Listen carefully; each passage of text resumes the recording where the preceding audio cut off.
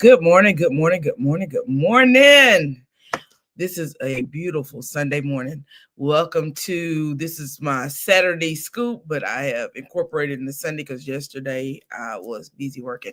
What we just heard was the Pastor Lee B. Walker out of Baltimore. No, Birmingham, Alabama. That's where he's from. I love me some Lee B. Walker. He is a part of the Alabama Boys, and his voice is absolutely amazing. So if you're ever on TikTok, scroll on over to Lee B. Walker Jr. That's his page. And actually go and just scroll through. You will, when I promise you, you will enjoy it. If you have Apple Music or YouTube Music, go over to the Alabama Boys. You will hear some of his music. He's an absolutely beautiful artist. The group is absolutely a beautiful artist. And again, welcome to the live. We're going to do a quick little Saturday scoop because again, yesterday I was busy, unable to do it.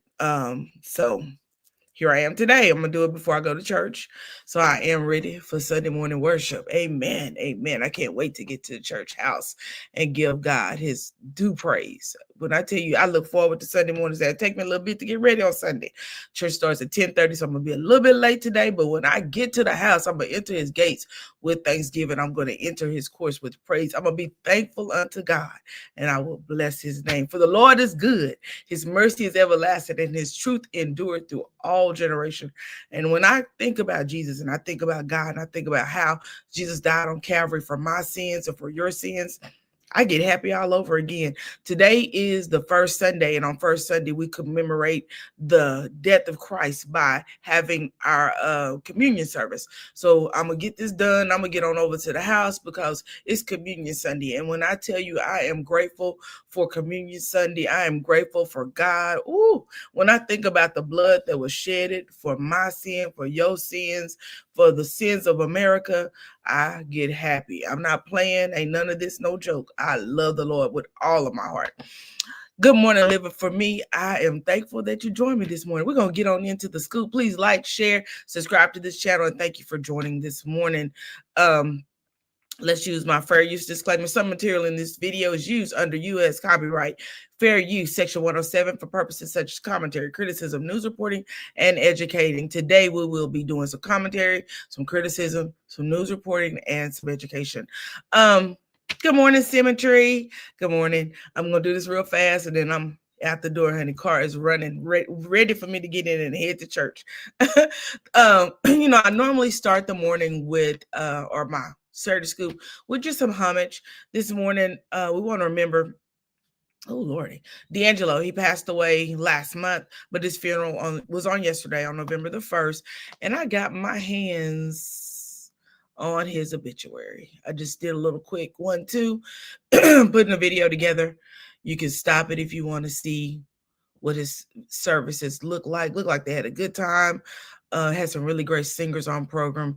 And we're going to continue to pray for D'Angelo's family, for his children, and for them for the days ahead. Because if you've lost someone, when it happens, it's one thing. So you're getting ready for that funeral. But after that services is over, that is when reality sets in and the house gets quiet and you really begin to start your grieving process. So we're going to pray for this family, pray for their D'Angelo's children, that God will actually keep them in his loving arms of protection and provide some comfort for them for the days ahead. Amen. What you say? Hey, Ariel. Good morning. Looking beautiful. Just stopping by. I'm headed to church house. First Sunday. See you later. Amen, Ariel. Me too. And I tell you, when I get through with this, I'm hopping in the car. It's first Sunday of November. I always look forward to first Sundays getting to church to do communion, because one thing I want to remember, he says, often as you do drink this drink and you eat this bread, you remember my death until my coming. And I always want to remember Jesus' death, the fact that he took the stripes and the beatings and the crown of thorns on his head for me. For me. He didn't have to die for my sins, but he did not. And I'm grateful. I'm a Christian, in case you didn't know. I am a CH. I am a CHRISTIAN. Remember, we sing that as kids. That is who I am. So I can't wait to get to the house where my pastor will be delivering, I'm sure, a beautiful word this morning. He always gives great words. Good morning, Lady Rowan Chat. Thank you, Pretty Riri Speaks, for joining. So another notable death this week was a child actor named Floyd Rogers Myers of the Fresh Prince of Bel-Air. He was the child in this. He also played in the Jackson 5. Let me share my screen so you can see it. And he actually passed away this week at the age of, I believe, 42 years old. Fresh Prince of Bel-Air child actor Floyd Roger Myers Jr. died on Wednesday at the age of 42, according to the family. The actor's sister, Tyree Treese, confirmed the death on a GoFundMe to help with funeral expenses and to support his 4 children. He was a devoted father, loving brother, and friend whose kindness, laughter, and warmth touched everyone he met, she wrote. Myers played a young Will Smith in Fresh Prince of Bel-Air. He also appeared in The Jacksons, An American Dream, and Young Americans. And I believe this is him on the right, in the front. Am I correct? Let me look. Back row, left to front. 1, 2, 3, 4. This is him in the back. Am I right? Back, front row. Okay, so Chad. Okay, he's one in the front on the far left would be Floyd Rogers Jr. We're going to be praying for his family. He also co-founded the nonprofit Fellowship Men's Group, which focused on creating a safe space for men to address emotional and mental health challenges, according to their website. Rest in peace to our good brother, Ed Rock Wonder, one of our co-founders. Gone but never will be forgotten, the group wrote in an Instagram post. The mission will continue in your honor. Next men's meeting will be one for the books, like we talked about. Love you, bro. Rest easy, big bro. We will take it from here. We're going to be praying and remembering this young gentleman. 42 is a very young age to pass away. So we will be remembering his family in our prayers for the days ahead. Moving forward. So, oh my God, I couldn't place him. Yeah, I couldn't either at first when I read it. I was like, who's this young man? Then I read over that he was actually part of the Jackson 5. And then when I saw his picture, I was like, okay, I got it. Next, we talked about D'Angelo's funeral. Oh, y'all, I saw this and I got to share this because I thought it was too funny. It was too funny. Let me see. Is this it? Yes, this is it. Okay. Y'all, I just want to ask you something. Do you realize that this year Halloween fell on the weekend?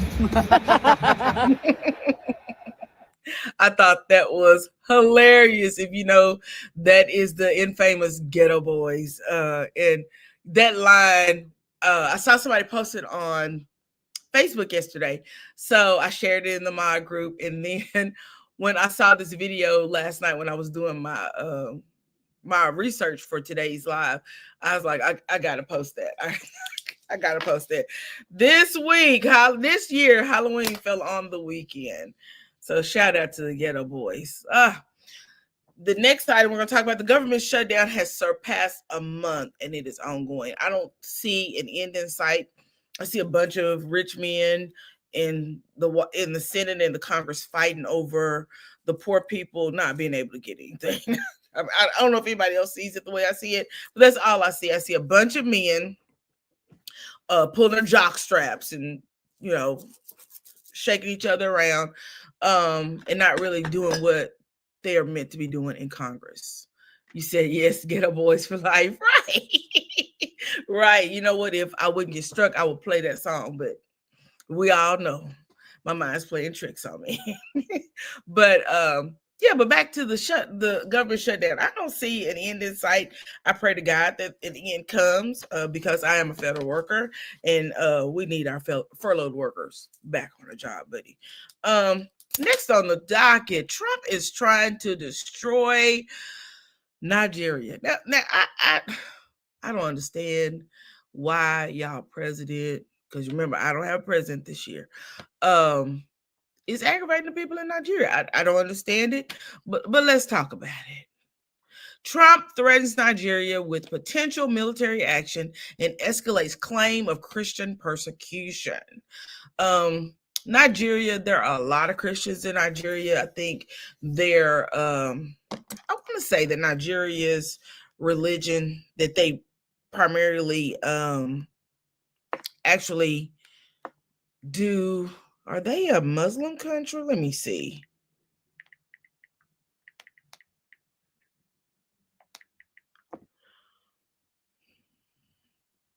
So Nigeria's population is almost equally split between Muslims and Christians, who are the two dominating religions. So I don't know what this is about, why the president feels like they're persecuting Christians. But let's read the article and let's see what they're talking about. Abuja, Nigeria. U.S. President Donald Trump on Saturday said he ordered the Pentagon to begin planning for potential military action in Nigeria as he stepped up his allegations that the government is failing to rein in the persecution of Christians in the West African country. The president also warned that he will immediately stop all aid and assistance to Nigeria. If the Nigerian government continues to allow the killing of Christians, the USA will immediately stop all aid and assistance to Nigeria and may very well go into that now disgraced country. This is what your president said, with the pow-pows ablazing to completely wipe out the Islamic terrorists who are committing these horrible atrocities. Trump posted on his social media, I am hereby instructing our Department of War to prepare for possible action. If we attack, it will be fast, vicious, and sweet. I don't think any attack is sweet. Just like the terrorist thugs attacked our cherished, and you see they put cherished in all caps, Christians. The warning came after Nigerian's president Bola Ahmed Tinubu earlier on Saturday pushed back on Trump's announcing a day earlier that he was designating the West African country a country of particular concern for allegedly failing to rein in the persecutions of Christians. In a social media statement on Saturday, Tinubu said that the characterization of Nigeria as a religiously intolerant country does not reflect the national reality. Religious freedoms and tolerance has been a core tenet of our collective identity and shall always remain so, Tinubu said. Nigeria opposes religious persecution and does not encourage it.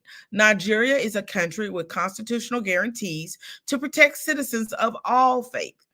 Trump on Friday said Christianity is facing an extensional threat in Nigeria, and radical Islamics are responsible for this mass slaughter. Child, y'all president. Trump's comments came weeks after the U.S. Senate, Ted Cruz, Lord Jesus, urged Congress to designate Africa's most populous country as a violator of religious freedoms with claims of Christian mass murders. Nigeria's population of 220 million is split almost equally between Christians and Muslims. I just read that because I Googled it, and there it is. The country has long faced insecurities with various fronts, including the Boko Haram extremist group, which seeks to establish its radical interpretation of Islamic law, and has also targeted Muslims it deems not Muslim enough. This is one group of people, though. Attacks in Nigeria have varying motives. They are religiously motivated, ones targeting both Christians and Muslims. Clashes between farmers and herders are dwindling resources. Communal rivalries, they're dwindling resources. Communal rivalries, secessionist groups, and ethnic clashes. While Christians are amongst those targeted, an analyst says the majority of the victims of armed groups are Muslims in Nigeria's Muslim majority north, which most attacks occur. Kemibu Ibudafa, a spokesperson for the Ministry of Foreign Affairs, reiterated that commitment of Nigeria to protect all citizens of all religions.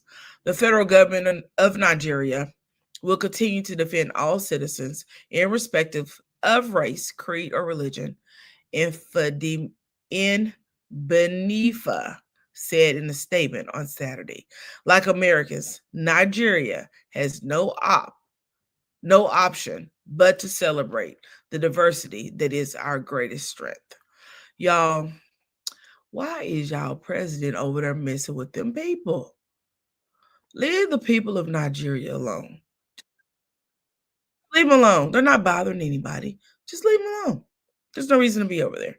I often noticed that my African colleagues were Christians, didn't commingle with the Muslim Africans. True, because I work with a lot of Nigerians, and no, most of them are in the corner praying, or they're at their desk praying, or singing some hymn or something. I don't know of many Nigerians who are not Christians. In fact, if I know one, it is one or two. Most of the Nigerians I know are devout Christians. They go to Christian churches. So I don't know where that's coming from. I'm definitely going to dig into this with my African cliques.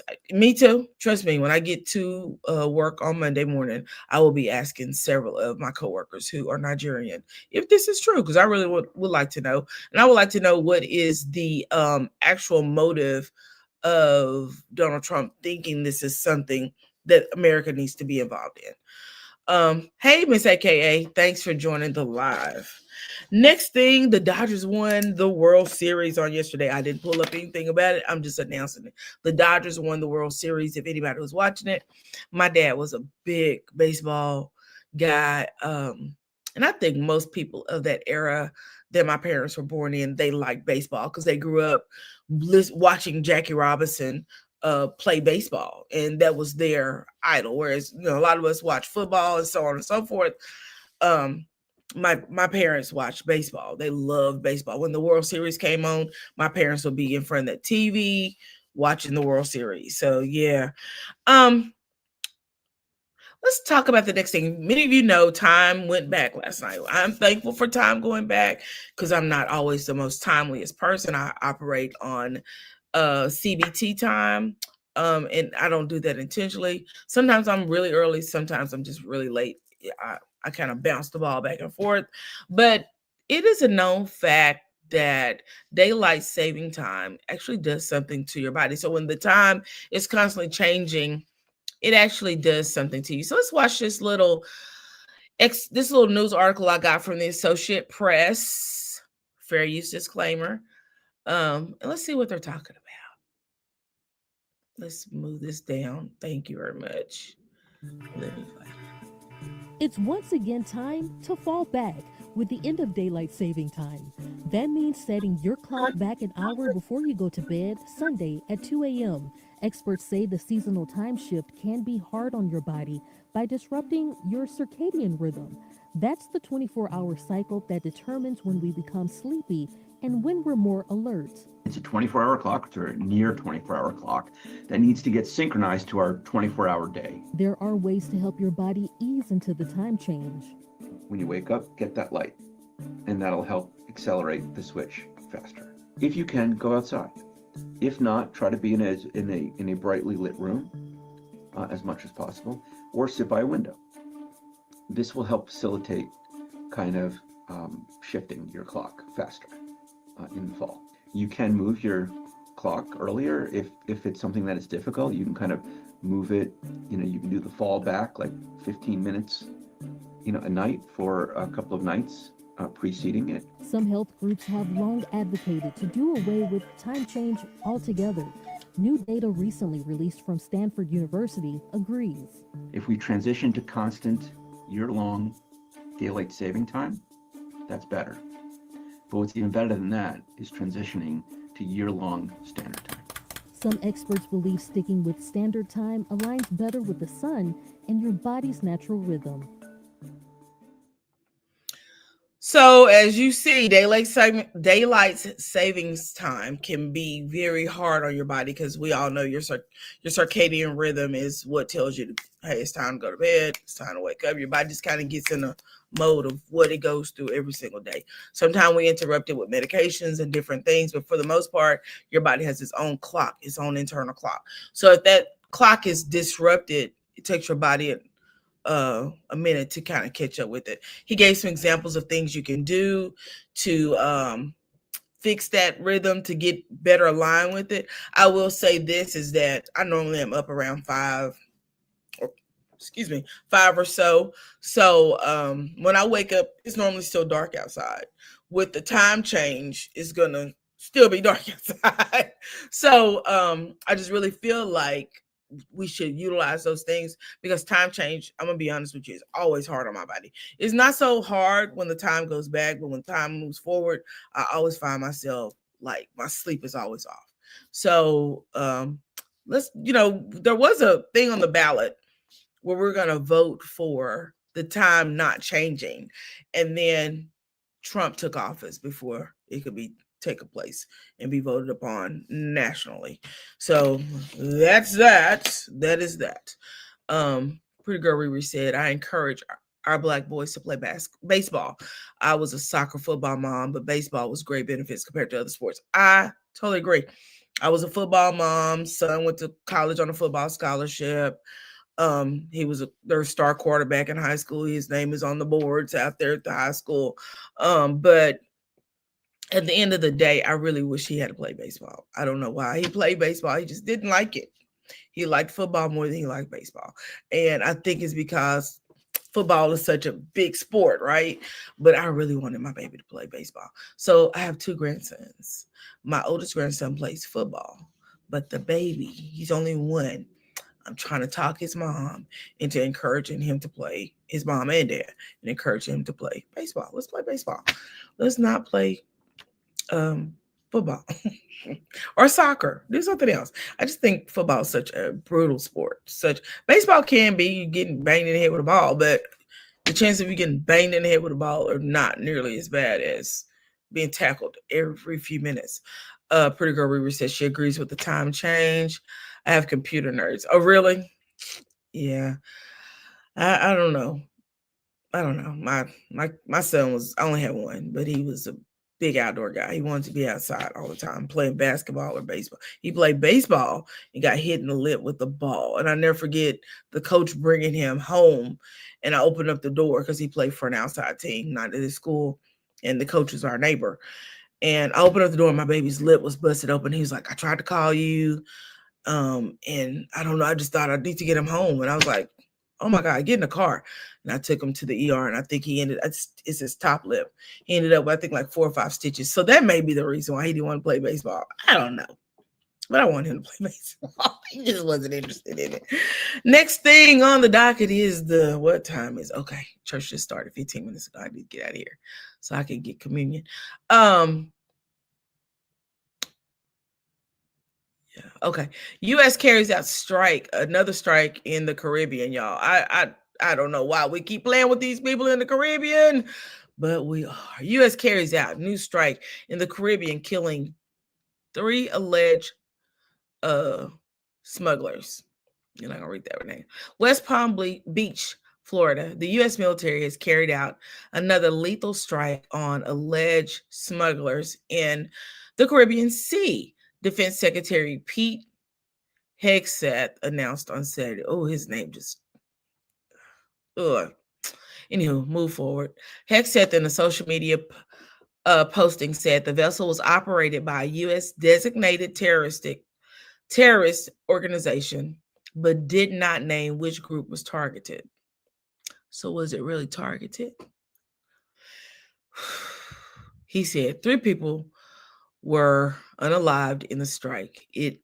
It's at least the 15th such strike carried out by the U.S. military in the Caribbean or Eastern Pacific since early September, which was only 2 months ago. This vessel, like every other, was known by our intelligence to be involved in illicit narcotics smuggling. Was transiting along a known narco trafficking route and carrying narcotics, Hegseth said in a posting on X. Here's my question with that. Here's just my question with that. You gonna tell America what this route is so we can know? Because I think we should know. I think American citizens should know where this route. We should be aware of what's coming in, and I just don't get it. Let's move on back over here. The U.S. military has now unalived at least 64 people in the strikes. Trump has justified the attacks as a necessary escalation to stem the flow of smugs into the United States. He asserted the U.S. is engaged in an armed conflict with smug cartels, relying on the same legal authority used by the Bush administration when it declared a war on terrorism after September 11, 2021 attacks. What else is there? U.S. lawmakers have repeatedly rebuffed by the White House in their demand that the administration release more information about the legal justification for the strikes, as well as greater details about which cartels have been targeted and the individuals unalived. Now, do we believe that they will do that? Probably not, because I'm not sure we can trust our administration to do anything that we think they would do. All right, moving right along. Next on the docket, Disney pulls ABC, ESPN, and more from YouTube TV. Let's see why they decided to do this. This is from the Associated Press. And again, I use Associated Press primarily because their information is supposed to be factual and unbiased. As we know, they are a group that is supported by no donations and gifts. So that's another reason why I use the Associated Press to get most of my bigger stories out. Disney pulls ABC, ESPN, and more from YouTube TV as talks break down. YouTube TV viewers can no longer see Disney channels, including ABC and ESPN, after the two sides failed to agree on a new content distribution deal. Other channels that vanished from Google's Play TV platform include the Disney Channel, FX, and Nat Geo. Google's Play TV platform said in a blog post late Thursday that Disney had followed through on a threat to suspend its content amid the negotiations. The breakdown could impact coverage of some college football games on Saturday, as well as NBA, NFL, and NHL games. YouTube is the largest internet TV provider in the USA. I was unaware of that. Did y'all know that? With more than 9 million subscribers, Hulu, owned by Disney, is next with about half that many subscribers. I had no idea that YouTube was the largest internet TV provider. I didn't know anybody was using YouTube TV because I don't use it. Anywho, viewers have become aware of the dispute in recent weeks because of the warnings being scrolled across their screens.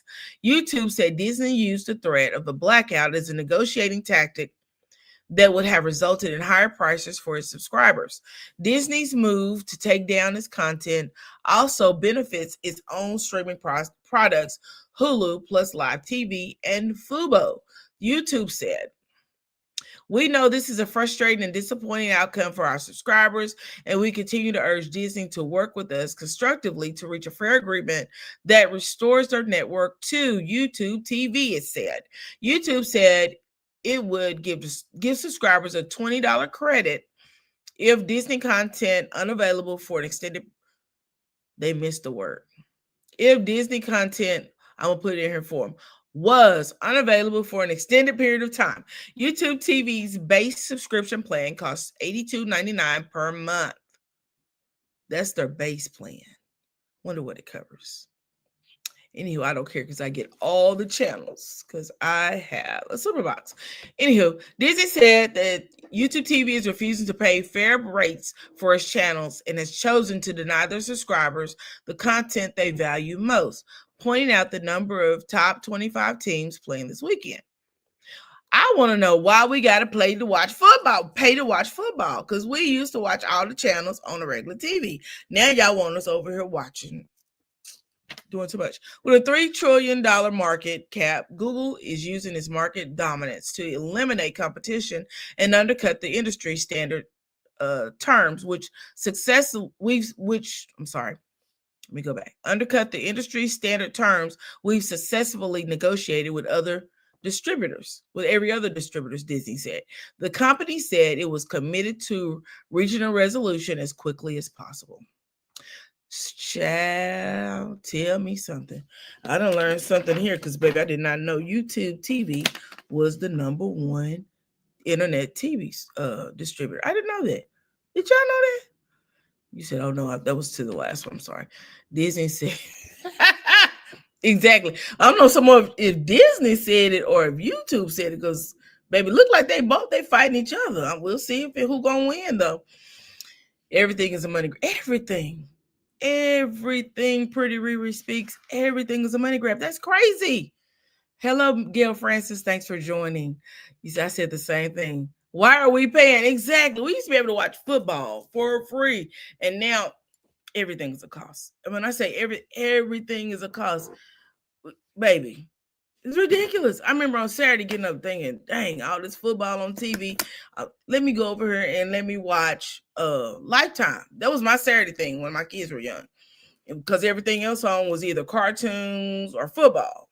So, Chad, now you got to pay to watch TV. And we done made football so important that they are negotiating how much they're going to charge us for this.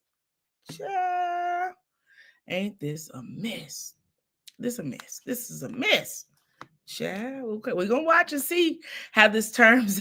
We're gonna watch and see how this turns out. You remember a couple of weeks ago I mentioned about Prince Edward. I think it was Prince Edward that gave up his title. Child, they kicked him out the palace. On Friday, they told him to get his mess and get up out of there. You got to go, buddy. We don't care where you go, but you got to get up out of here. So he thought just by giving up his thing that he was, just giving up his little name and his title that he was fine, baby. They put him out the palace. You got to get up out of here. Happy birthday, Symmetry. I'm sorry, I should have said that as soon as I saw your face. Happy birthday again. And we wish you many, many more. Maybe I'll sing for you before this is over. Yesterday was my sweet honey's birthday, and we celebrated him last night. We had a good time. Last night. That's why I didn't come to the live, because we all went out as a family, and our extended family joined us, and we just had a great time. They said hit the road, Jay. Exactly. It really makes sense because they already had a nice audience because the free service Exactly. It was actually genius. It ain't genius to charge people for watching TV. Come on now. They're the McDonald's of internet distribution. They are the McDonald's. They are the McDonald's of the internet distribution. But if you think about it, we are and now on YouTube watching this me actually talk. So it was genius for YouTube to even pick up add TV to their platform and then move on forward. Yeah, you're right about that. I totally agree with you. You're welcome. Good morning, Queen Script. Thanks for joining the live. Mr. I would tell Mr. Rowe that you said happy birthday when I see him when he gets off work. Because he got up this morning, baby. I was looking around for my husband. You know how you rub your foot on the side of the bed? We got a California King, so I was rubbing my foot and I was like, ain't nobody out here. So I sit up and look, he gone. I heard the garage going up. Normally when he gets out of the bed, I hear him. And I remember hearing him get up, but girl, I guess I went back to sleep and I lost track between the time that he came out the restroom, got dressed, and went out the door. So I missed all of them. I'm like, where's my husband? Him is gone. Him is gone. I would tell him, Queen Script. I definitely would tell him this afternoon. But yeah, he went to work. One thing I can say about him, he gonna go to work. Let's talk about this ballroom that y'all's president is building. Remember, I told y'all, y'all president, because I'm trying to get my life together. So I decided I did not want a president. We're gonna go over here to the TikTok. And we're gonna talk about this ballroom. Let me scroll down to let's go here first. Let's listen to him. So Trump 28, Trump is going to be president in 28, and people just ought to get accommodated with that. So what about the 22nd Amendment? There's many different alternatives. At the appropriate time, we'll lay out what the plan is, but there's a plan. We had longer odds in 16 and longer odds in 24 than we got in 28. And President Trump will be the president of the United States. This is Steve Bannon. He's a Looney Tune. You heard it from me. He's a Looney Tune. But let's get on back over here. What he said y'all president gonna still be president in 2028. I don't think it's gonna happen because I heard what Jasmine Crockett said. Let's finish listening to Steve Bannon. And the country needs him to be president of the United States. No, we have to finish what we started. Trump is a vehicle. I know this will drive you guys crazy, but he's a vehicle of divine providence. He's an instrument. He's very imperfect. He's not churchy, not particularly religious, but he's an instrument of divine will. And you can tell this of how he's pulled this off. We need him for at least one more term, right? And he'll get that in 28. You're not driving me crazy. I'm trying to understand the coherence of the things you've just told me. On the one hand, you've said she don't even understand him. She don't even understand Steve Bannon. Girl. Constitution is fit for purpose. Secondly, you've said that President Trump needs another term, even though the 22nd Amendment makes pretty clear that he cannot have another term. Why does it make that clear? Because he's on his second term already. At some point in time, we will make. Okay, I'm sick of listening to him. Let's go. I don't want us to miss these connections staring us in the face. Donald Trump being terrified of protesters and what's going on with the East Wing demolition to make way for this golden ballroom, since the East Wing stood above a bunker that was below ground, meant to withstand a nuclear attack. And we know that the bunker is now being renovated. So I want to bring these connections together in a way that you're not going to hear anywhere else.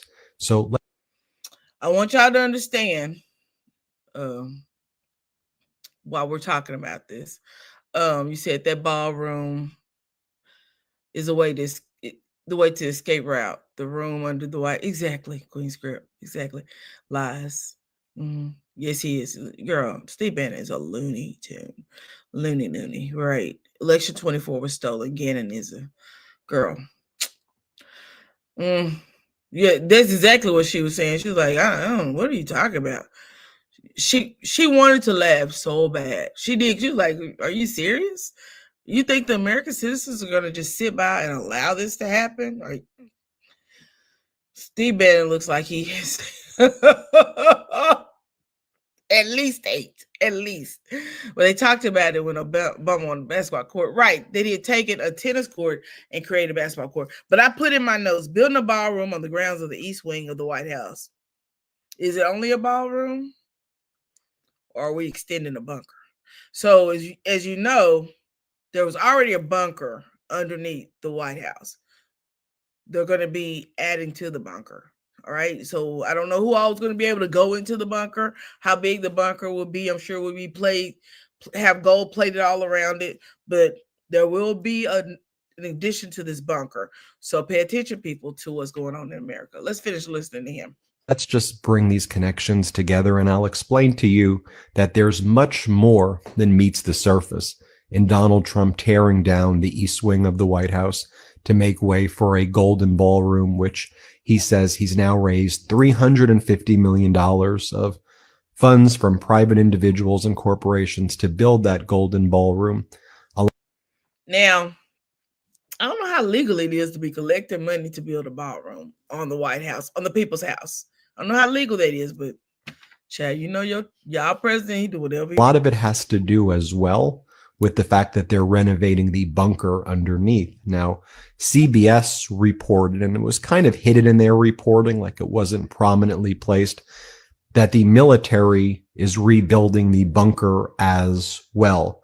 And I think that's important to note, especially as we look for historical models of authoritarians. You know, Hitler rebuilt the Reich Chancellor. I want y'all to be aware of what's going on. That's why I'm playing this. Let's not have our heads in the sand. There are people out here doing the research, that are looking, that are taking the dots and connecting them together. So this is why I wanted us to listen to this gentleman who was talking about what could possibly happen. Now we have Steve Bannon saying that Trump will be president in 2028. Now we have this guy saying that they're extending this bunker because of authoritarianism. So let's just finish watching.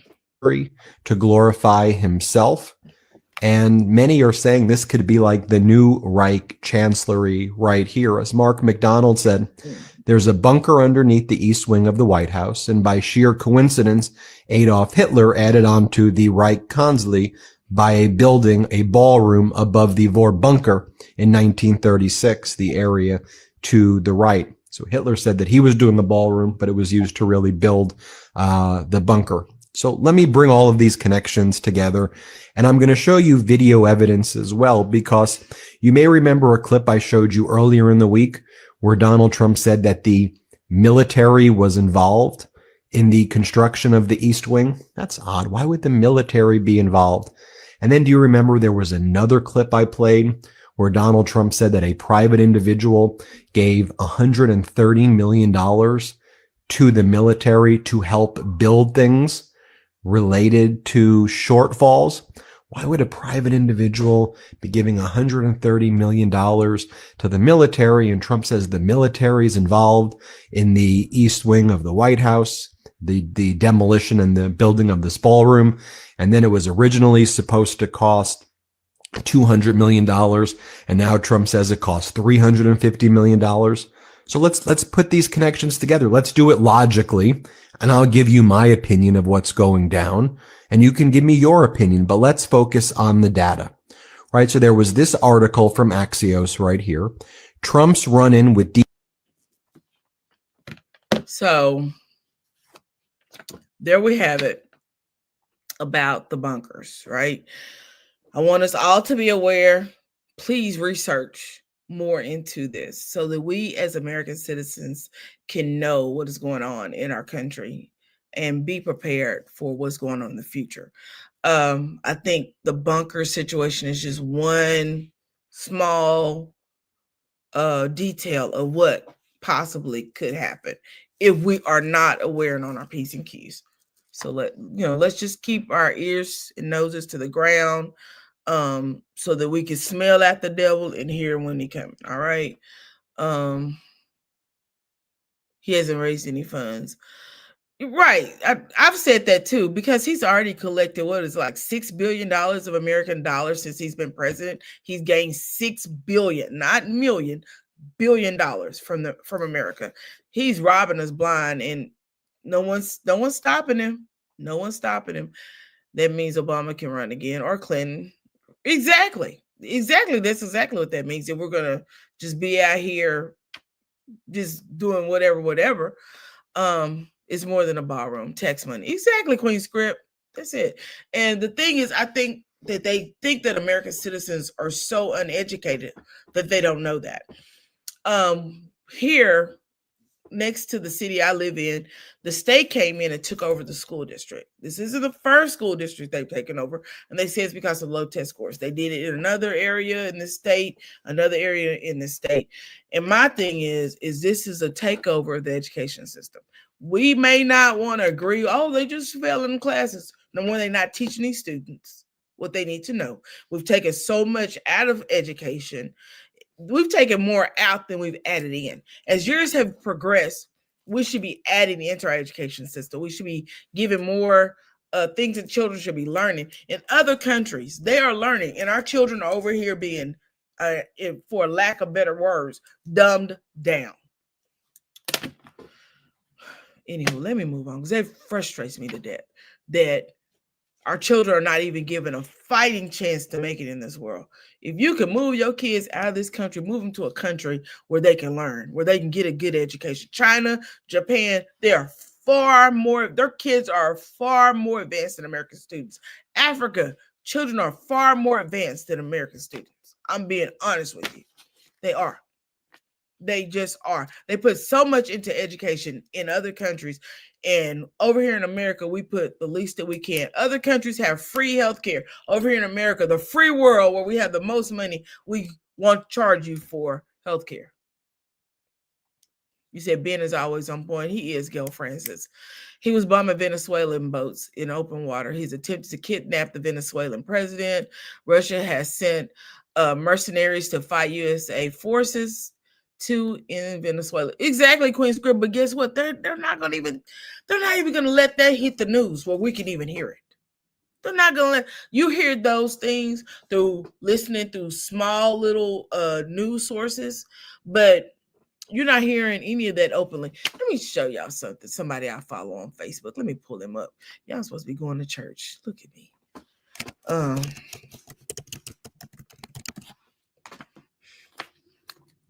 On this, I follow a gentleman by the name of Armstrong Williams. Armstrong is an African American guy who is a Republican. I'm trying to see if I can make this bigger. There we go. Okay. I'm going to take y'all to this, and I'm going to show y'all, if I can, what this is about. The ballroom. We're still on the ballroom. And let me finish this too. He has plans to destroy the USA. He is an operative.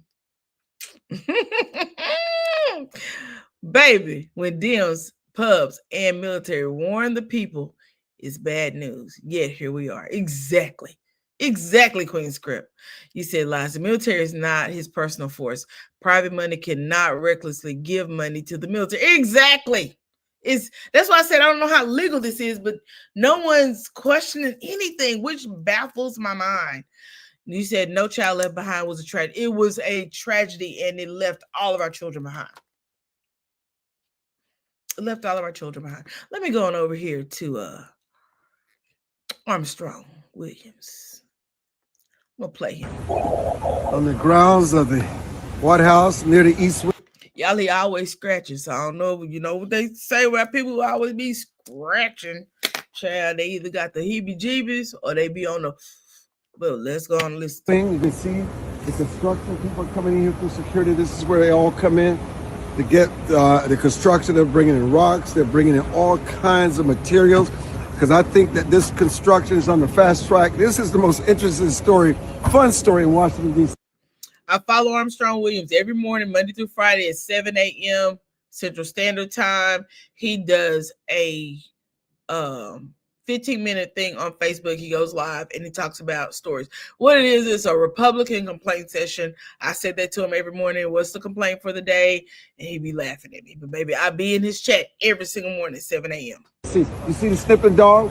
They're snipping to make sure there are no explosives, to make sure that's not being infiltrated. If you look very closely, you can see the gates where they go right through on the east wing of the White House.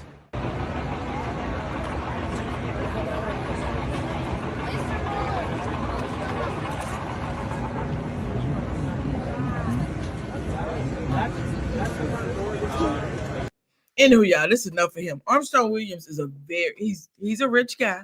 He owns several Fox News stations and other stations. He owns, I believe, the Baltimore Sun. He got some money in his pocket. He knows me by name. He knows me by name. He's asked me to come to his come visit him and hang out with him a little bit. I ain't gonna do neither of the sort. He said he wants to have a meeting of the minds with me. We ain't doing no meetings and we ain't doing no minds. But I want you to read what he posted. For more than 150 years, every president has dreamed about having a ballroom at the White House to accommodate people for grand parties, state visits, etc. Donald Trump is what he put on there. Child, look at these comments. I couldn't get past the comments. They had me cracking up when I was reading this. The Epstein ballroom. And then, of course, you're going to have those on. But see, they don't even, used to be Facebook. If you put this on Facebook, they will block you and ban you. They don't even do that no more. They just let people say whatever they want to say. Unless you look like you and I. This lady said, you sound like, The ballroom will be beautiful. A location to host lots of elegant dinners and keep everyone safer. I guess the tents wasn't safe enough. Depending on you to keep us updated on the building progress. What's the red growing on the White House ground? Were you invited to the Halloween party last night? Waiting. I'm telling you, people was in his butt. Yes, and it will be much safer for dignitaries to gather. And then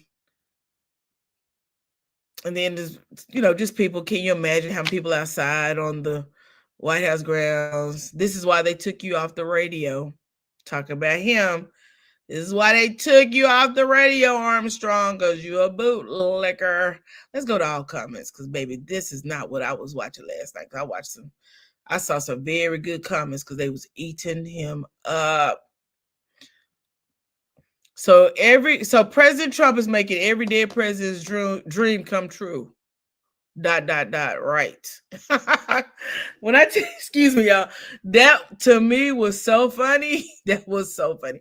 Early on, the African-American mother was in tears. People just post stuff, honey. I ain't even supposed to read all that. She wrote a whole thesis on crap.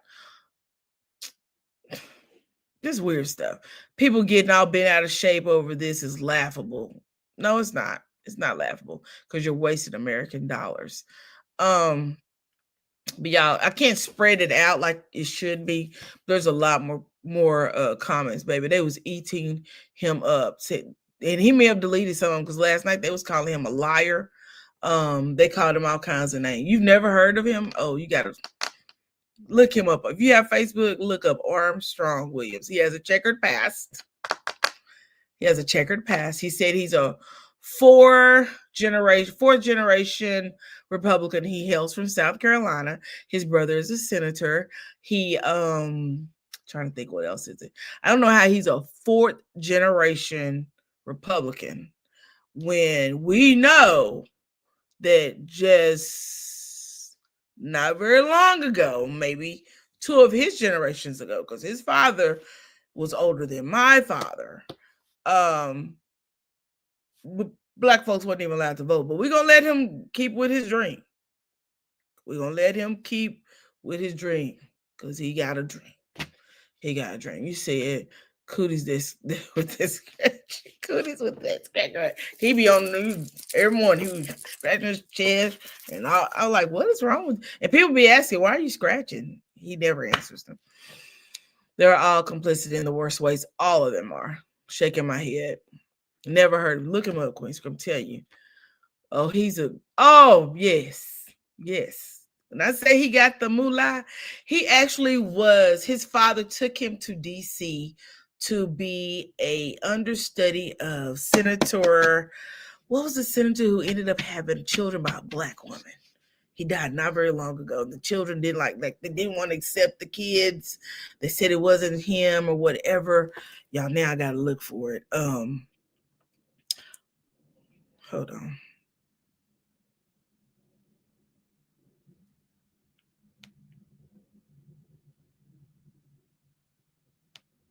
And he was his understudy or his, what was his name? I can't think of it now. Anywho, I'm not gonna hold it.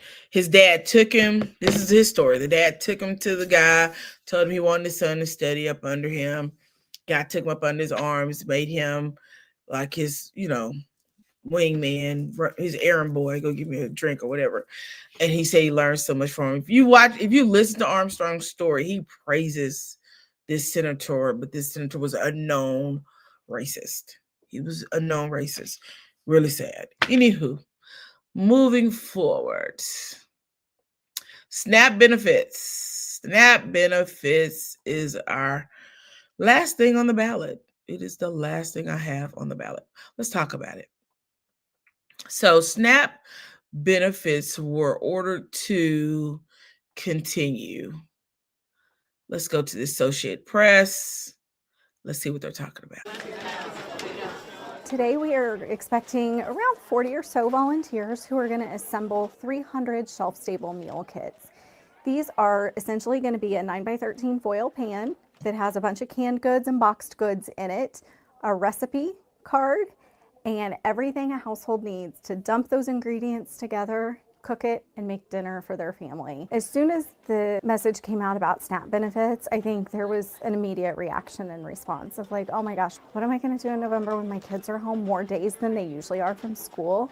And what am I going to do in November when sometimes my work hours look different because there's holidays and I don't get to work as many hours as I used to? What we're doing today are some meal kits, and we recognize that that's just like a drop in a bucket. It's one dinner.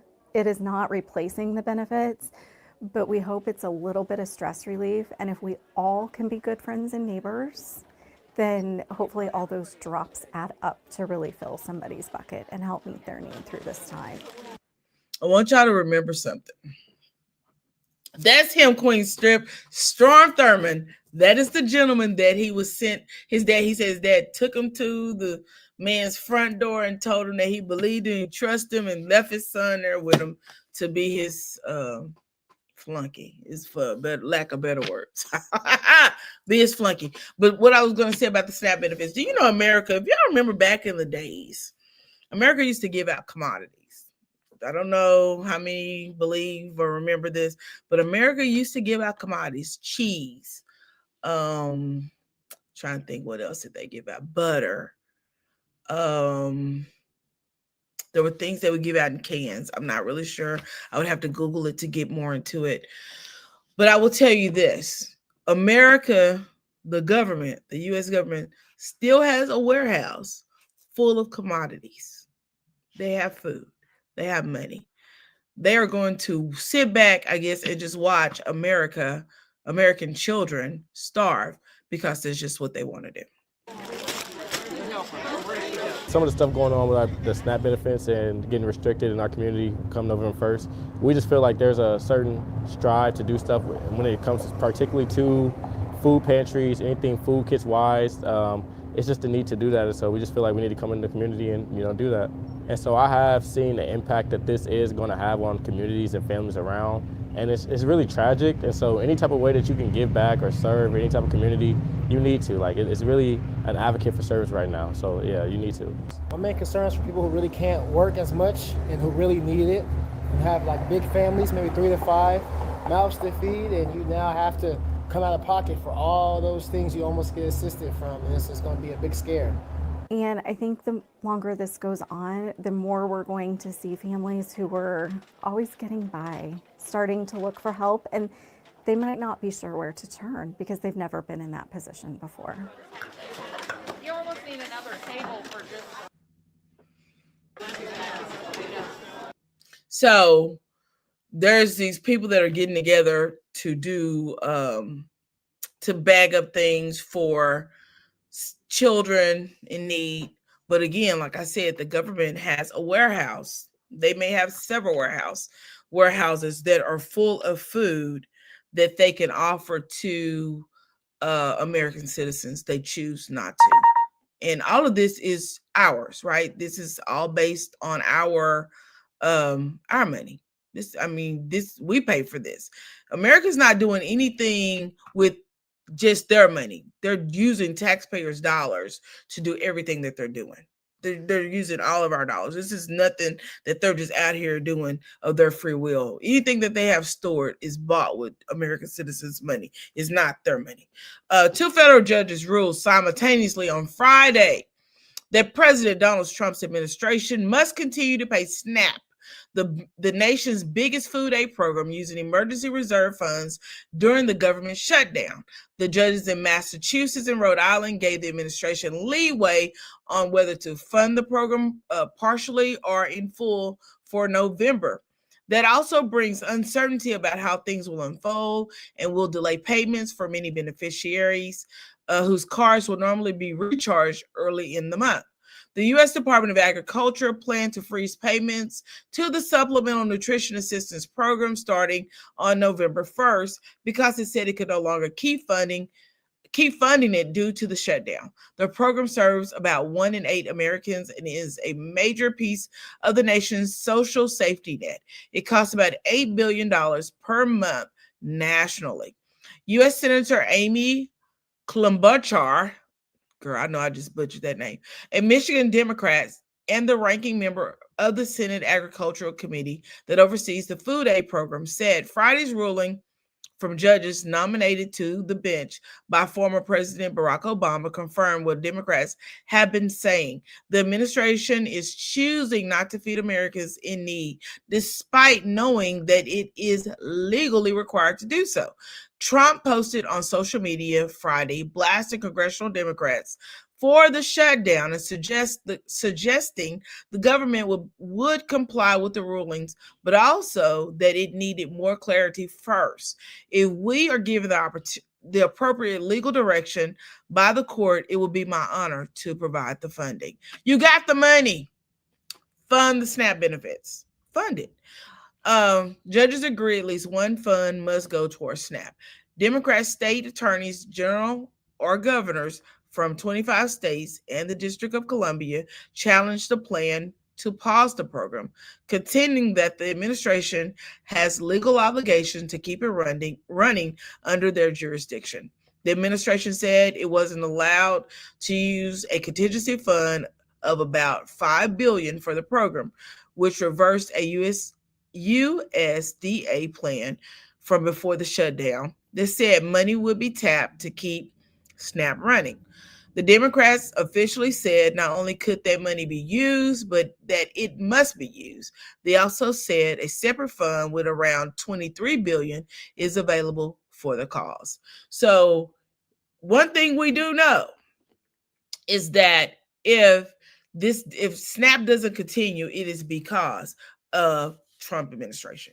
We're going to put the blame where the blame goes. We're not going to keep blaming people who are not to be blamed. We're going to put the blame where it goes. This administration is ran under Trump's watch. Trump has the majority of the senators. He has the majority of the Congress, the people the representatives of the House. They are the majority. Democrats are the minorities. So you tell me, if you have everything, then who is the person in control? We're gonna say it. The GOP. You have the control. Feed these people.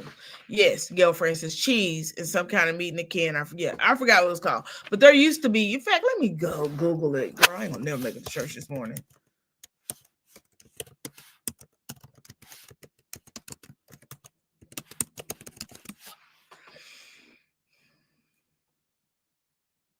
Let me see if I can pull up images.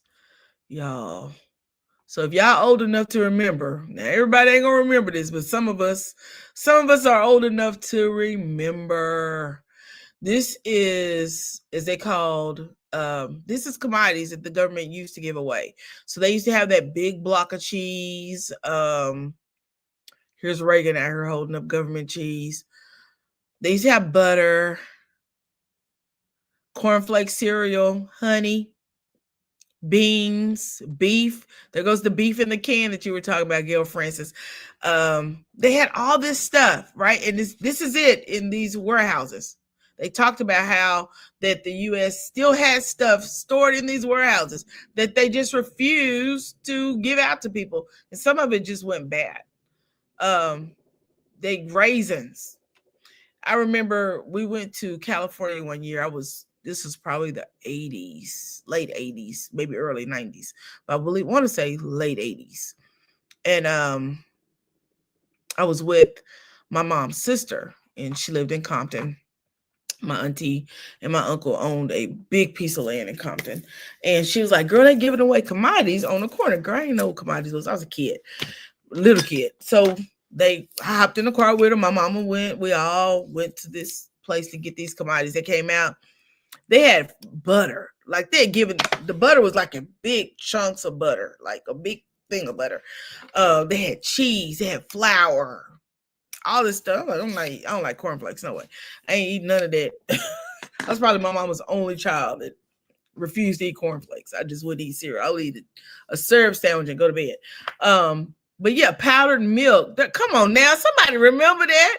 He shouldn't have that much pull up. Stop. Exactly. I agree. Live for me. He shouldn't have that much pull that he should be able to stop SNAP benefits.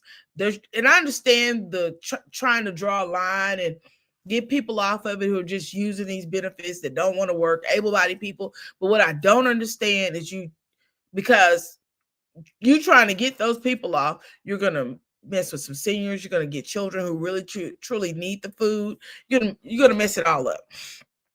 It was some sort of, yeah. See, Symmetry remember some type of beef in the can. That cheese was like, girl, what is it? That cheese was hard to melt. I remember we got home in California to my auntie's house, and we cut it up and put on some bread because I like me a grilled cheese. Girl, like this stuff ain't never gonna melt. I need my mom to go to the store and get me some Cobra Jack. My mom used to buy me red rim cheese. That was because baby, they called me the rat. Even to this day, I love cheese. I am a cheese connoisseur. Love me some cheese. The cheese and the peanut butter was, I knew I wasn't the only one that remember commodities. Powdered milk, yes. Powdered milk. Commodity boxes. I love that cheese. Come on, pretty Riri. Yes. Yes. My big mama didn't have a lot, but she had everything, baby. Who you talking about? My mama? My mama owned a beauty shop. I can remember mother leaving the shop with her customers up on. She would get, if they had relaxers on the shirt, they were giving away commodities. My mother would get through. She'd get in her car. She'd run to the corners, wherever the churches were, they were giving away commodities. They gave away at churches, primarily in the black neighborhoods. She would go to get the commodities. My mother would give the commodities away to people at the shop, people that need it. She takes some home too. But I can remember that. They didn't do no verification. Do you got enough money in the bank? None of that. They just give away commodities. Come on now. I know somebody else remember the government commodities. Now, I just looked at something that said government cheese 2024. But yeah, so I don't know. There were so many things. But in fact, let me share this again. There's something else I done seen that I see on there. Girl, I'm supposed to be gone. I'm over here showing out over here. But look at here. This is some of the commodities, I guess. I'm looking at old pictures. Those look like good commodities. I don't know if this is the right commodities. I don't know if they're the right commodities. What is that? No, this is brand name stuff. That's definitely not a commodities. Not from the government. Not that we talking about. This is though. This is from, what does it give the year? Here they go. Here's a picture. Here's the powdered milk. It has egg mixture. Never saw this. Grapefruit juice. And that looks like apple juice. There's the cheese. I don't know what that is. I wish I could zoom in on it. Oh, but it says right here what it is.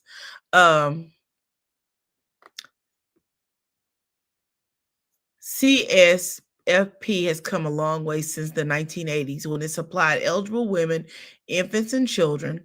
Some foods available when this photo was taken included infant formula, canned meat, canned fruits and vegetables, fruit juices, instant non-fat dry milk, instant farina. Farina is like a cream of wheat, oatmeal kind of situation, closer to cream of wheat. Instant potatoes, peanut butter, dry egg mix, evaporated milk, light corn syrup, and processed cheese. Today, CSFP now has over 50 items on its foods available list. It is now designated to meet the nutritional needs of seniors. Oh, I'm gonna have to read more into that. I'm gonna have to read more into that after we get off this live. That is interesting to know. I definitely want to get more into that. But we, again, like we said, the SNAP assistance will continue. I read an article this morning as well. Let me get rid of all this crap. And okay, Live for Me. Thank you for letting me know that I don't want to accidentally come out of that. You said she'll be right back. You said I like Farina more than corn wheat. You know what? I do too, but I like cream of wheat. I'm a cream of wheat girl because I was raised on cream of wheat. So whenever you come to my house, I'm always have a box of cream of wheat in the cabinet. And now that they don't have that little silver tab on it, you know, just the paper, it goes in the refrigerator in a Ziploc bag. Child, my husband, like, he said he never met anybody ate cream of wheat till he met me.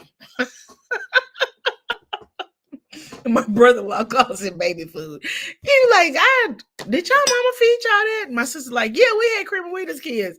And he was like, oh, that's baby food. Y'all didn't eat oatmeal? And she was like, we ate oatmeal, but no, we had that. And really, my mama fed us cream of wheat. And so we eat cream of wheat. That's our thing. He said, I had cream of wheat and malto meal. See, we would get malto meal, but I don't remember having malto meal as much as us having cream of wheat. We always had cream of wheat. Always. We always had cream of wheat. Mama would make us our bacon and sausage and some biscuits, and we was gonna have us a bowl of cream of wheat. But that was our staple at home for breakfast. We had us some cream of wheat. But I saw this, and I forgot to actually pull it over to my phone, but we're gonna talk about it. Let me see if I thought I screenshotted it. Girl, I may have deleted it because I have a habit of doing that. But it was an article I saw on Facebook this morning under one of my friends' posts, and she said, Black women are not the face of, we're not the face of welfare. We're not the face of SNAP benefits. We're not the face of AFDC, I believe is what she gave a whole list of what we're not the face of. And I totally agree. You said I grew up with Farina. Really? Okay. And they sell Farina in the stores now.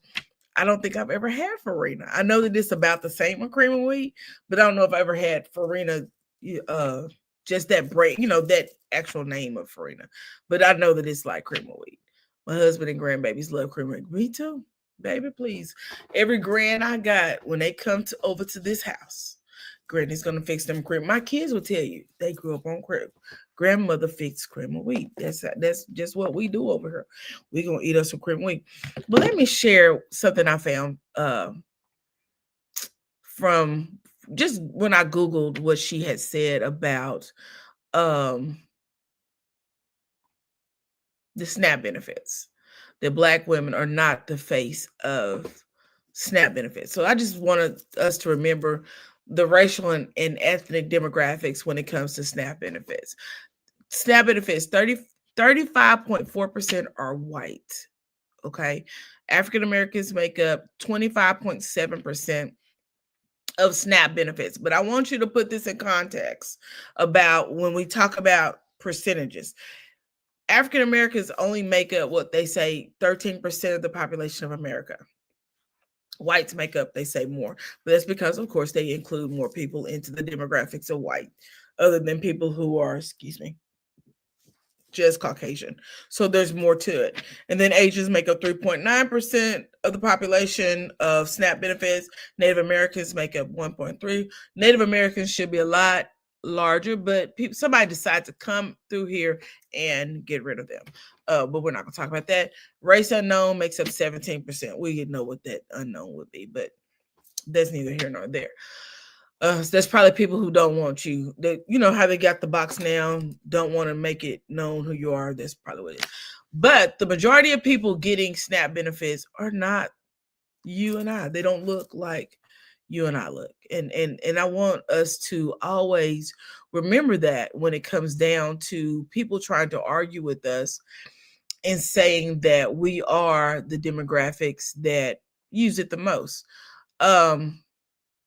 Age and household composition, children, approximately 39% of participants were children in the fiscal year of 2023. These filings are old, but they probably are more accurate than anything that we can come up with now. With those younger than 5 making up about 11%, and school-aged children accounting for 28%. Adults 18 to 59 make up about 42% of the participants. Elderly 60 or older made up around 19% of the participants of SNAP benefits. Households with children, elderly or disabled, make up around 89% of all SNAP participants. So when we think of those numbers, I want us to always remember you and I are not the faces of SNAP benefits. I just want that to be clear. We are not the faces of that. What does this one say? Poverty, economic factors. 92% of SNAP benefits went to households with income at or below the federal poverty line. Y'all, one of the things that I say to anybody that will listen in conversation when we're talking is that, that Walmart is one of the biggest contributors to the welfare system. And nobody has to agree with me, but if you think about it, they just are. They don't pay their employees enough money to be able to not have to depend upon any type of welfare assistance. Not only that, just say I'm just going to throw some numbers out here. Where's my calculator? I'm making $14 an hour. And if I worked a 40-hour week, that's $560 a week. That's a little bit more than $2,000 a month.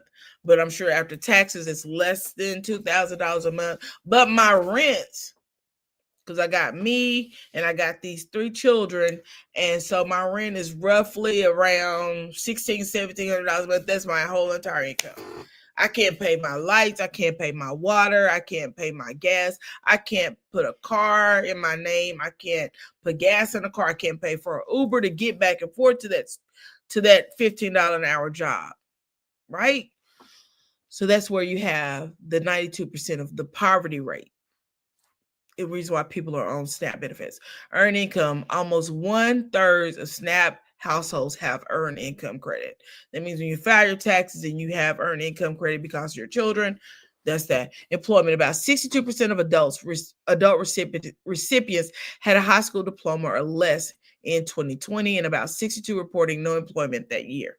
So when I tell you, you and I are not the face.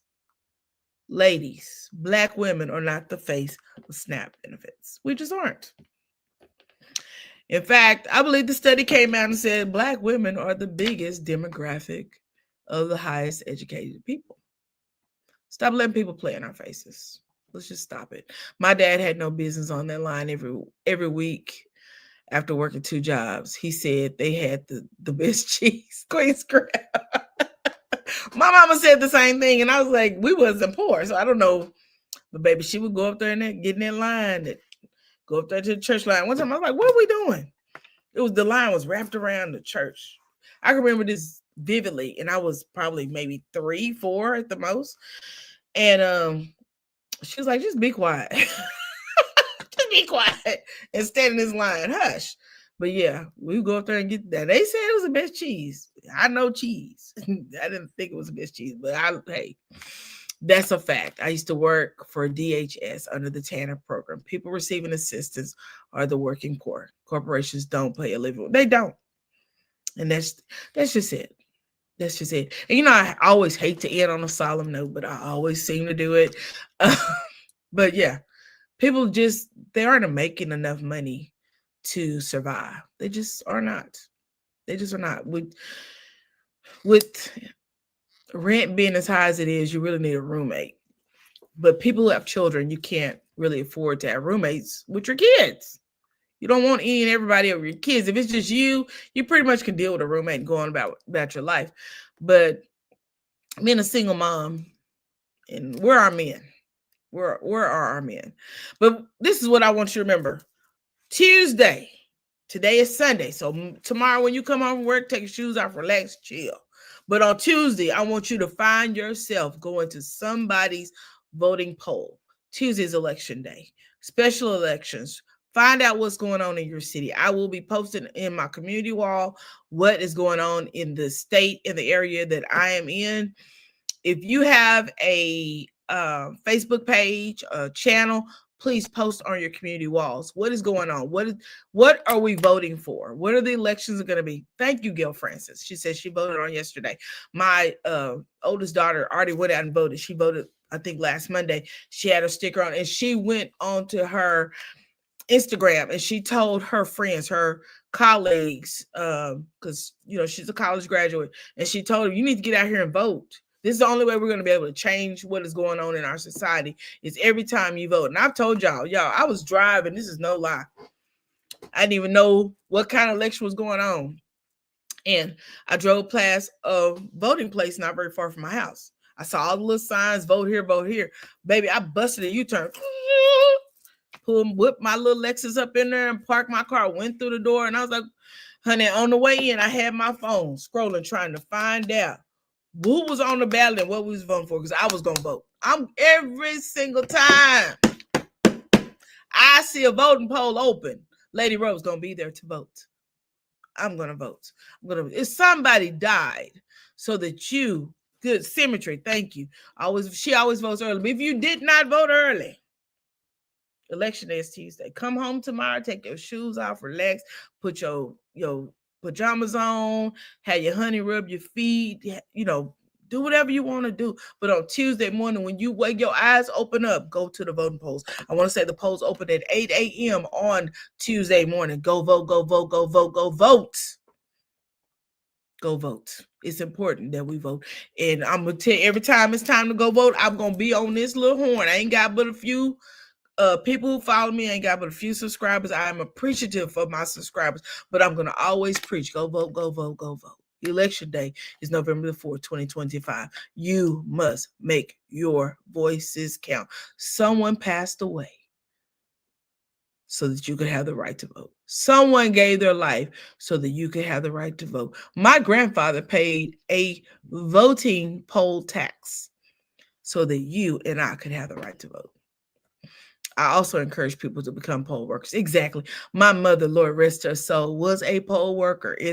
After she retired and she moved back to the city, my sister, who is also passed away from breast cancer, hooked my mama up with going to the polls.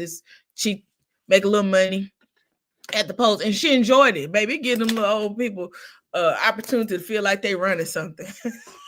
Baby, you got to get off your phone. Honey, cut your phone off. You cannot have a cell phone within 500 feet of the voting poll. Baby, they be on you. They be while you got your card out. Let me make sure you at the right poll.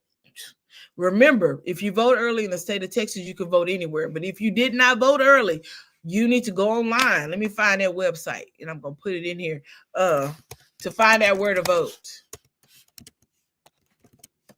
And you can find out also if you are registered to vote. If you did not vote early, you need to go to, in the state of Texas, go to this website. I'm putting it in the chat, and it will tell you where your voting poll is. Go to it. LOL. Okay, little poll man. Girl, yes, they move you around like the usher board. Baby, they're worse than the usher board. Baby, you got your phone on? Is your phone on silence? I've seen them walk through there. Is your phone on silence? You got to have your phone on silence. Just going through, telling people, baby, but they be out there. I love it. Give them opportunity. Okay, if you're in the state of Texas, www.votetexas.gov/voting/where.html. Go to that website. It will tell you where your voting poll. You cannot vote anywhere. You can't just pull up at a spot and vote if it's not early voting. On the day of election, you have to vote at your polls. You will be turned away. Know where you need to go. Have your stuff in order. In the state of Texas, let me see. Girl, I don't know where I put it. They give us a card. And I don't know where my card is. I normally keep it on my desk. But if you don't have your card, have your ID. If you don't have your ID, you have your passport. Make sure you vote. Make sure you vote. My passport is always somewhere handy, child, because I'm getting ready to get up out of this country real soon. Get ready. That's everywhere. You must vote at your designated precinct on election day. Thank you, Symmetry. I didn't know because, child, I live in Texas. In Texas, baby, they will turn you away. Make sure you know where you're supposed to go. I have been in line waiting to vote, and somebody in front of me be at the wrong spot, and they be like, baby, you got to go. And here's the thing, they're not gonna help you. They're not gonna help you. They may say they are, but they will send you to another place that you ain't supposed to be at. So make sure you know where you got to vote. Make sure you know where you're supposed to be and you are there and that you are ready to vote. When you go in, be ready. Have your stuff together. Have your ID, because they want you to show some type of government issue ID. Have your ID. If I don't have nothing else, I'm gonna throw this in my purse. But I know my driver's license is in there, so I don't have that to worry about. But make sure you know where you're supposed to go. I know where I'm supposed to go, because I didn't vote early this year. I've been busy this season. Normally I vote early, but this year I did not. When I was a poll worker and then an election official, I turned so many people away on election. Exactly, Symmetry. And I was surprised the last time I voted on election day, which was probably the last time Obama was elected. I went to actually voted on election day, his second term. And I was surprised at the amount of people on election day who do not know where they're supposed to be. I myself always Google where I need to go. And this is what I do. I go on my phone and I put it in my notes where I'm supposed to go, especially if it's an unfamiliar place. Normally, again, I vote early, so I go up here. It's a little spot around the corner at the Asian market, and they have a little shopping center, and I'll go in there and vote. But I always check to make sure if I wait till election day that I know where I need to go, because normally I'm going either before or after work and I don't want to be lost. I want to make sure I go to the place, do what I got to do, and get up out of there. Symmetry said you have to always check because of redistricting. Always check. I want y'all to understand that. I have put where you need to go in the state of Texas. I will put it on my wall as well. Election day is Tuesday. Say it again. Vote, vote, vote, vote like your life depends on it, because guess what? It does. In the state of Texas, we're voting on some amendments to our Texas Constitution. We're voting on some school districting things. So make sure you vote. Make your voice count. Again, go vote. You have to always check because of redistricting. And we know our y'all president wanted some redistricting, so they've done all of that. Y'all, I might as well not even go to church. It's almost 12 o'clock. He's gonna be ending at 12:30. But make sure that you go vote, okay? If no one told you today that they love you, I love you, and there isn't a thing you can do about it. Let me tell you, I want y'all to go back and read these things that Symmetry has said. That's everywhere. You must vote at your designated precinct on election day. I cannot say that as much as I would love to say it. Please go vote. Please go vote. Absolutely. I was just checking my voting card information again because these people play games. They do. I'm telling you, this lady, like I said, the year that I voted for, the last year that President Obama ran for a second term, I can remember this lady coming back into the precinct, and she said, into the voting poll, and she said, y'all sent me here. They told me it was such a chaotic thing, right? And they was like, oh, let me help you. After I finished voting, the lady was still there. I told the lady, let me Google it for you on my phone. Give me your information. She did. I Googled it for her, wrote down the address. She was an older lady. So if you're older, you don't have people that are directing you in the right direction, then what do you do? Again, I saw so many in front of me in line being turned away because they were at the wrong place. Oh, this is not your voting poll. They didn't tell them where to go. Oh, this is not where you vote. This is not where you vote. They don't care if you vote or not. And I think that may be something they teach them maybe when they actually train them to be at the polls, to be poll workers. I don't know. But know where you need to go. Know your location. Get there. Do your job. I'm saying this is your right to vote. Go vote. I voted every election, but still check my status to make sure those fools haven't purged me. I do too. I do too. In the state of Texas, they do send us out a voter's card. When I get my card, child, because when I tell you I make everybody around here go vote. Everybody around here. When the voter's card come in, I pass them out. Here your card, here your card, put it in your purse. My husband, I told him, put it in your truck. Put it in the towel, put it in your glove box, whatever you need to put it. When you go vote, take this. You always have it on hand. You don't have to go looking for it. Also, I check. Now, okay, I can't talk about nobody's, but I check for everybody in my family because I know everybody's information. I go online, make sure they still registered to vote so they can go vote because we need to be vote. Your voice needs to be heard. I remember the first year that President Obama ran for office. My son, he had just turned 18. And I am not voting. You can't make me vote. You know what? I'm not voting. Child, get this car. I'm not voting, Mama. You're not going to make me vote. Oh, okay. All right. Get in this car, boy. I took him and registered him to vote. I took him. Child, I did all the work. All you got to do is go in here and push some buttons. Child, we rode together to go vote. After we left, he all on Facebook with his sticker. I voted today. You need to go vote. You should have said my mama drugged me to go vote. My mama drugged me to go vote. I didn't want to go vote. I was kicking and screaming the whole way because exactly he fussed. I don't want to go vote. Yeah, I read that your vote doesn't count. I don't care what you read. You're going to go vote today, baby. Oh, my daughter. Every year did you vote? Did you vote? No, I'm gonna go vote. I'm gonna go. My youngest, not the middle one. The middle one on top of her business. But that oldest boy and that baby girl, did you go vote? When Trump, this last one, did you vote? Mama, I know how to vote. I didn't ask you, did you know how? Did you go do it? So anywho, you guys, y'all have a great day. If no one told you today they love you, I love you. And there's a thing you can do about it. Election day is on Tuesday, November the 4th, 2025. Make sure you make your voices known. If you have not voted early, go vote on Tuesday. You got, I think it's a 7:00 p.m. to vote. Make sure your voice is heard in the state of Texas. See, the Central Standard Time. I don't know what time it is. Please check in your city, your state. Just go vote. Go vote. Our lives, our children's lives, our grandchildren's lives depend on us voting. Y'all have a great day. Bye-bye.